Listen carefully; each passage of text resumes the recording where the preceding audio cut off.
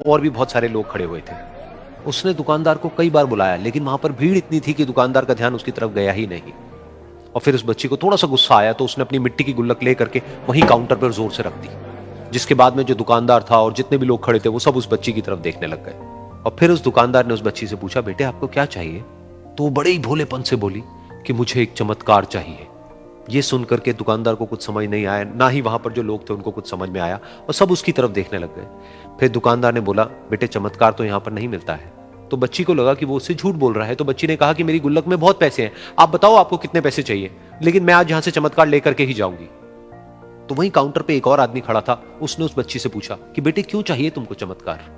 तब उस बच्ची ने अपनी कहानी बताई कि अभी कुछ दिन पहले मेरे भाई के सर में बहुत तेज दर्द हुआ, तो मेरे पापा मम्मी उसको हॉस्पिटल ले गए। उसके बाद कई दिन तक मेरा भाई घर नहीं आया। तो मैंने कई बार अपने पापा से पूछा, लेकिन उन्होंने मुझे कुछ नहीं बताया। उन्होंने बार बार यही कहा कि वो आ जाएगा, वो कल आ जाएगा, वो कल आ जाएगा, लेकिन वो आ ही नहीं रहा था। तो मैंने देखा कि मम्मी रो रही है, और पापा मम्मी को कह रहे थे कि उसकी दवाइयों के लिए और उसके इलाज के लिए जितने पैसे चाहिए उतने मेरे पास में नहीं है, अब उसको कोई चमत्कार ही बचा सकता है। तब मुझे लगा कि अगर मेरे पापा के पास में इतने पैसे नहीं भी हैं तो क्या हुआ, मेरे पास में तो है। तो मैंने जितने भी पैसे जोड़ रखे हैं वो सारे लेकर के मैं इस दवाई की दुकान पर आई। फिर उस आदमी ने उस बच्ची से पूछा, कितने पैसे हैं तुम्हारे पास में? ये सुनते ही उस बच्ची ने अपनी गुल्लक उठाई, जमीन पर फेंकी और तोड़ दी, और पैसे गिनने लग गई।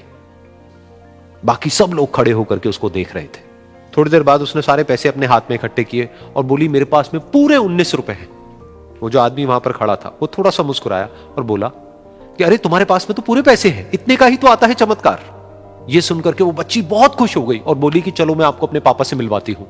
बाद में पता लगा कि वो आदमी कोई आम आदमी नहीं था, बल्कि एक बहुत बड़ा न्यूरोसर्जन था, और उसने सिर्फ 19 रुपए में उसके भाई की सर्जरी करी, और कुछ ही दिन बाद वो ठीक होकर के घर वापस आ गया। फिर कुछ दिन बाद वो बच्ची, उसका भाई, उसके पापा, उसकी मम्मी चारों एक साथ बैठे हुए थे और बात कर रहे थे। तो उसकी मम्मी ने उसके पापा से पूछा कि अब तो बता दो ये चमत्कार आपने किया कैसे? तो उन्होंने अपनी बेटी की तरफ देखा और बोले, ये चमत्कार मैंने नहीं, इसने किया है।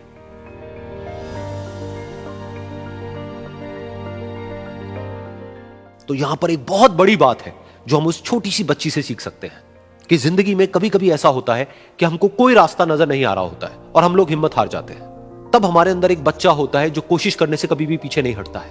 वो हार मानने को तैयार नहीं होता है क्योंकि उसको ना शब्द समझ नहीं आता है। वो बच्चा जिसके लिए कुछ भी नामुमकिन नहीं है, क्योंकि वो हर हाल में कोशिश करता ही रहता है।